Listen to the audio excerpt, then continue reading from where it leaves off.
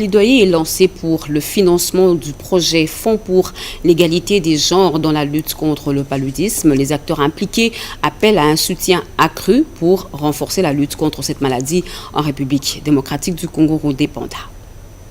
Il faut des financements conséquents pour bien lutter contre le paludisme. Le Fonds pour l'égalité des genres dans la lutte contre le paludisme, lancé le vendredi 17 avril 2026 à Kinshasa par les coordonnateurs de corps de jeunes dans la lutte contre le paludisme, Alexis Ellison Kambambi, reste la solution idoine. Nous sommes venus devant les honorables députés nationaux pour leur rendre compte des résultats ici des dialogues communautaires organisés dans 4 zones de santé des 2 provinces du pays, donc Kinshasa et Kasaï. Nous avons adressé un plaidoyer d'engagement pour demander que les honorables députés, les gouvernements de la République démocratique du Congo, ainsi que les bailleurs de fonds, d'appuyer les projets Fonds pour l'égalité du genre et soutenir les corps de jeunes contre le paludisme de la RDC. C'est le plaidoyer que mène aussi l'honorable Christelle Vanga en tant qu'autorité budgétaire. La RDC, 2e pays après le Nigeria affecté par la malaria, avec plusieurs milliers de décès,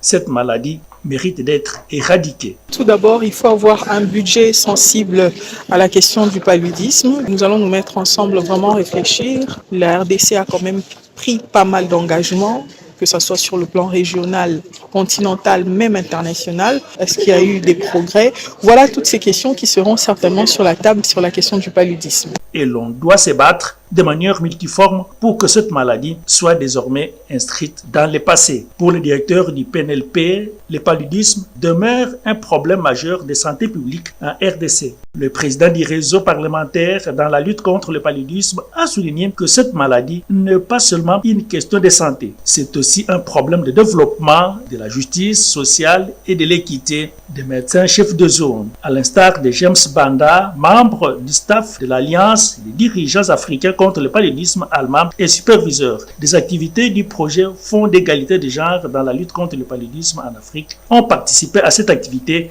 avec beaucoup d'intérêt. En politique, le secrétaire permanent de